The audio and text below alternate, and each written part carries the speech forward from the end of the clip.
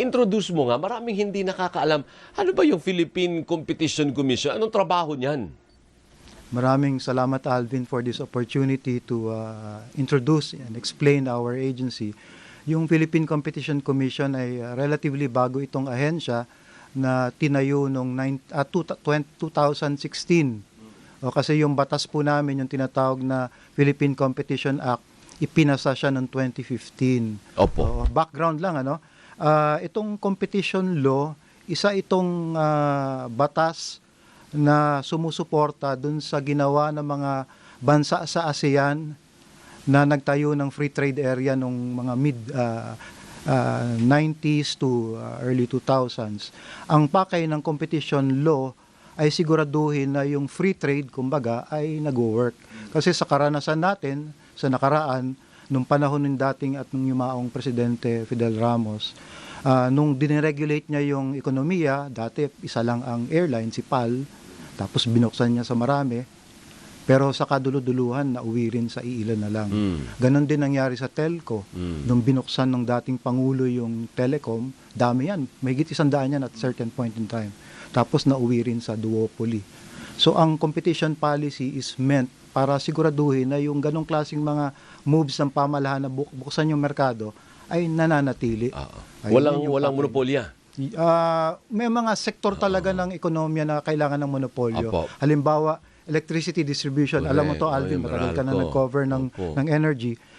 Natural monopoly tawag dito Kasi nga malaki yung investment na kailangan. Tapos kung marami silang naglalaban dun sa industriyang yun, matagal bago mabawi yung investment. Pero sa mga negosyo na marami ng players, you make sure that there really is competition. Tama Yun yun, ang trabaho Alvin. ng Philippine Competition Commission. Yes, Kaya dadako tayo doon sa industriya ng langis, na nagiging sentro ngayon dahil nga ang lalaki po ng increases, although in the last 2 weeks malalaki din po yung rollback. Pero kulang pa. Kumbaga hindi pa bumalik sa dati. So yung PCC, umentra na po sa eksena. Pasok na ba kayo? Hanggang ngayon ba iniimbestigahan nyo na mga kumpanya ng langis o mag-iimbestiga pa lang? Maraming salamat, Alvin, for that. Magsisimula kami mag-imbestiga kapag napadala na ng DOE yung pinangako nilang datos. Na ano mga datos ito? Ito ay yung mga breakdown ng mga pricing.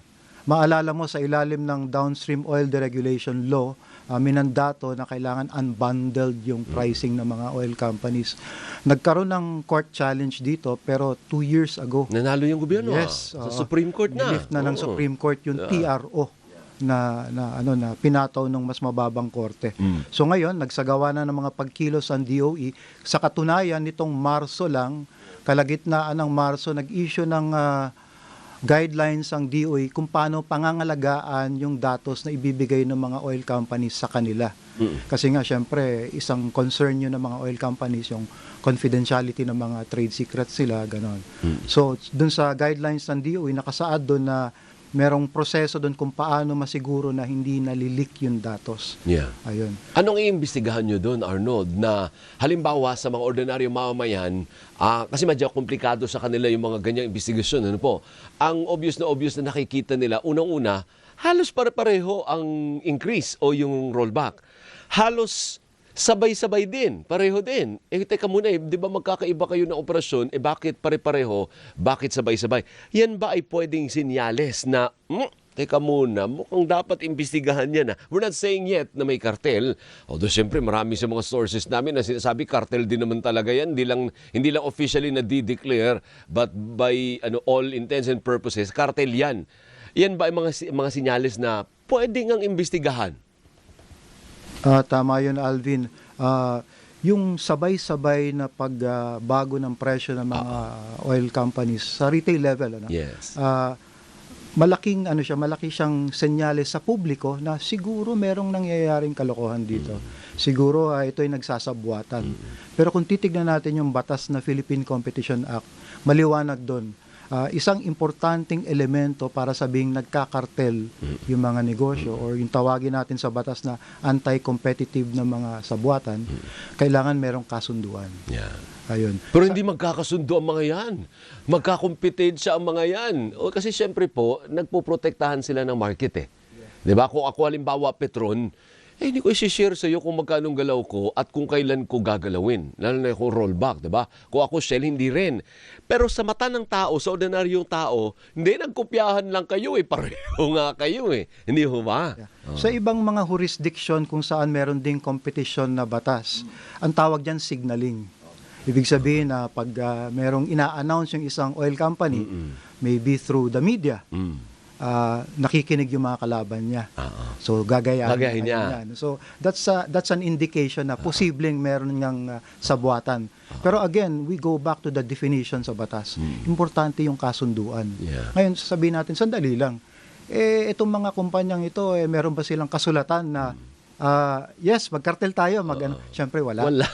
Sa batas naman natin, malawak yung definition ng kasunduan. Okay. Pwedeng verbal, pwedeng nga magkindatan lang tayo, Alvin. Kasunduan na yun? Yes, or pwedeng tuwing Lunes, nagkikita-kita tayo sa coffee shop, malapit dun sa mga retail station natin. No, but you have to prove that. Kung ikaw nag-allege, kung ikaw nag-aakusa, ikaw ang may burden ngayon, napatunayan yan. Tama yun, Alvin. Mukhang meron ka pang naalala dun sa law school mo. Yun. Tama yun. Kailangan yung patunayan na merong kartel na nangyayari. So yung agreement, kailangan malaman yun. Kaya nga kami sa PCC, meron kaming leniency program. It is some sort of a whistleblower program, pero unlike DOJ's whistleblower, walang ganong kalaking resources. Kasi sa whistleblower, di ba, malaking resources para pasiguraduhin na napoprotektahan yung whistleblower. Pero sa leniency namin, ang binibigay lang namin na insentibo para dun sa isang miyembro ng kartel to come forward and report to us is mababawasan lang yung parusa sa inyo. Yun yung nasa batas eh.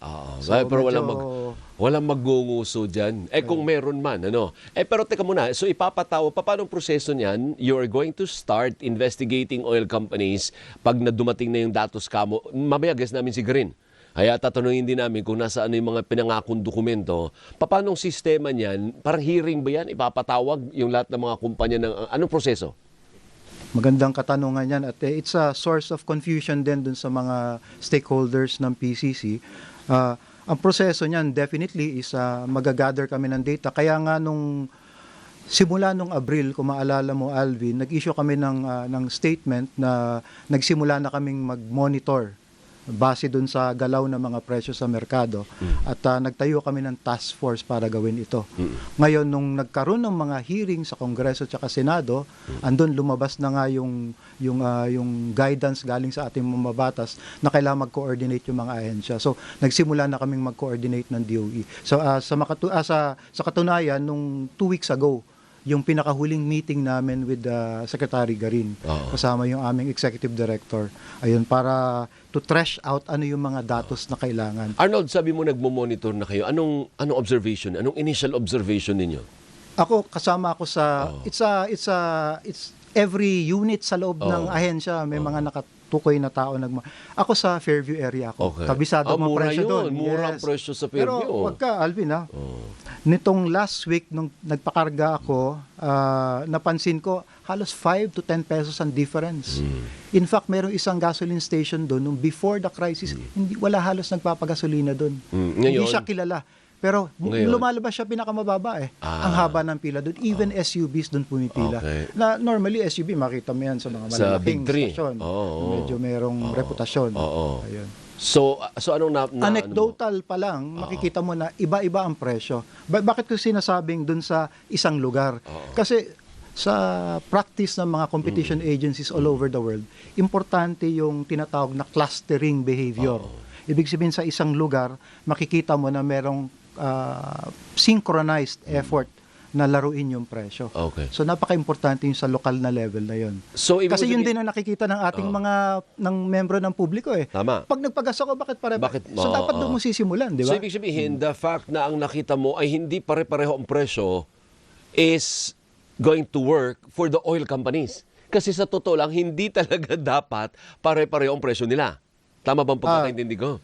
Well, kung titignan natin ang buong merkado, yung buong supply chain, hindi natin mapagkakaila na ang pinakamalaking factor sa paggalaw ng presyo ay yung pandaigdigang kalakalan. Tama. Ayun, malaki yun eh.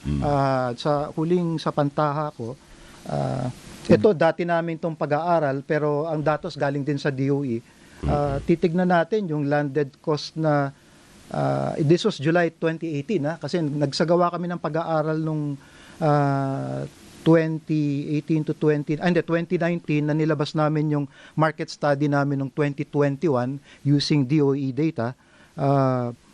Halos kalahati nung pump price yung landed cost. So makikita mo dun pa lang yung malaking bahagi ng presyo talaga ang nagdidikta yung paano sila binili sa labas. Kaya nga, pero yung observation mo, baka hindi lang ikaw, baka yung ibang kagrupo mo na nagmo-monitor, hindi pa po ito yung findings, po. Kung hindi observation lang, kung magkakaiba ang presyo, pabor yan sa mga kumpanya ng langis na iniimbestigahan. Tama yun, Alvin, kasi it's an initial indication na siguro sa lugar na ito, kahit paano, nagkakaroon May ng kompetisyon. Oo, nagpapatayan sila para pababa ang presyo. Tama. Pero may mga lugar din na parang pare-pareho sila. Halimbawa, isang hilera sa EDSA, portion ng EDSA, pare-pareho kayo ng presyo. Hindi naman sila pare-pareho ng operasyon. Yung iba ikako dyan, maraming ma-endorser na big time. Yung iba naman, pangit nga yung CR, nanlilimahin, di ba? Gusgusin ng itsura ng gasolinahan. So, dapat kasali din yan sa observation at magiging report po ng PCC. Tama yun, Alvin. Sa katunayan, ang PCC nga pala ay meron lang isang opisina dito sa NCR. Tapos meron kami mga investigation station sa Baguio, Cebu, Davao, tsaka Legazpi. So, dun sa task force na binanggit ko kanina, Alvin, meron din kami ginagawang monitoring dun sa 4 na syudad na yun. Okay. Ayun. So, yun ang nakakayanan namin sa ngayon. That's why we really need the help of the DOE. Kasi sila may mga regional offices.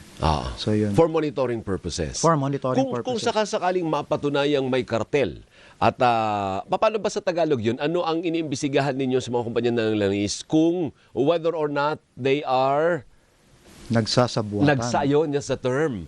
Kung mapatunayang nagsasabuatan ang mga kumpanya ng langis, anong parusa? Mabigat ang parusa sa ilalim ng Philippine Competition Act. For the first offense, at least 110 million per violation. So kung iisipin mo yun, isang maliit na retail gasoline station, medyo malaking tama na rin yun sa kinikita niya. Ayun. May kulong ba yun sa mga opisyal? Tama, maganda yung katanungan mo, Alvin. Apart from the administrative fine, kapag meron kami nakitang basihan na pwedeng i-refer sa DOJ, pwedeng mag-pursue ng criminal complaint ng DOJ. Anong kaso yun ng opisyal? The same offense. Kung price fixing man yan, Price ibig fixing yung sabihin kaso na niya. nagtatakda sila ng presyo. Ang price fixing nga pala, Alvin, klaruhin lang natin kasi minsan ang pagkaintindi ng ating mga ng ating madla ay ang price fixing kailangan pare-parehas yung presyo. Hindi po. Ang importante doon, again, we go back to kasunduan. agreement. May kasunduan. Kasi maaaring nag-agree sila na ito ang presyo ko, ito presyo ko. Depende sa kanya-kanyang costing, di ba? Okay. Sabi mo nga kanina, iba-iba ang costing. Tama. May tanong tayo before we let you go. Oh, by the way, binabati ko si Monique La Chica. Misis mo nanonood sa... Hi, Ay, Camille. reporting for duty. Mister pala ni Monique La Chica ito. Hindi ko alam na asawa ni Monique. Kasi magkaiba sila apelido. Sabi ni SGT putik lahat ng line products, ganyan talagang kalakaran sa buwatan ng price sa mga base items nila.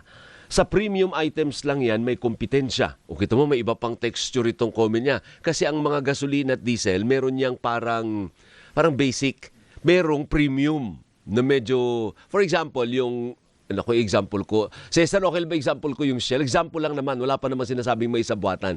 May diesel yan, may ordinaryong diesel. Pero may V-Power diesel na mas mahal. Ang Petron merong gasolina, ay diesel din, pero may turbo diesel.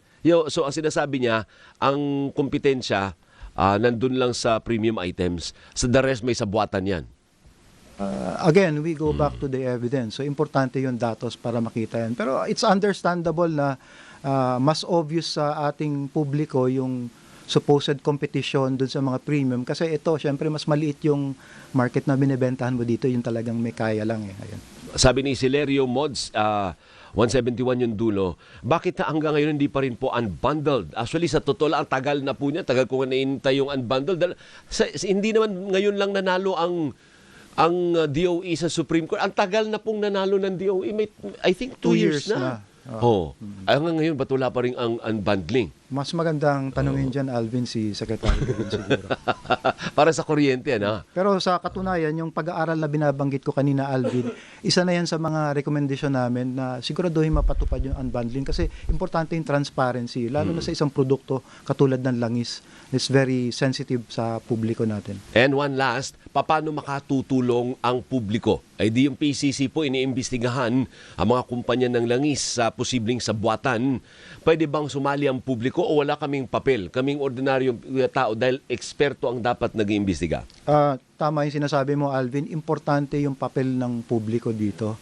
Dahil yung impormasyon na yon minsan ay hindi siya nakikita ng mga ahensya ng pamahalaan, lalo na sa isang liblib na lugar.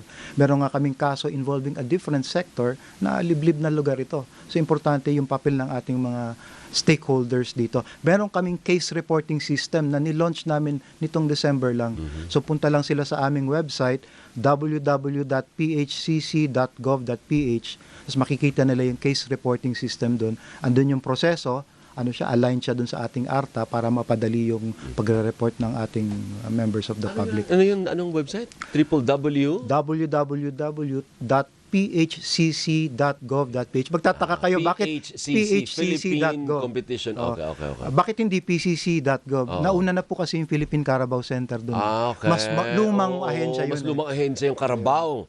Kaya kailangan may PH sila. PHCC, PHCC. Pwede na yan. Thank you, Arnold. Maraming salamat. Thank you for your time. Maraming salamat. Maiksi, in one of my shows, pwedeng pag-usapan din yan sa Wise Consumer. Ila-line up natin para maintindihan anong trabaho ninyo. Si Assistant Director Arnold Roy Tenorio, ang Communications and Knowledge ng Communications and Knowledge Management Office ng Philippine Competition Commission. Thank you, sir. Maraming salamat po. Mabuhay ka. Mabuhay ka. Galing pala sumagot tong mister mo. Thank you. Maraming salamat. Thank you, Arnold.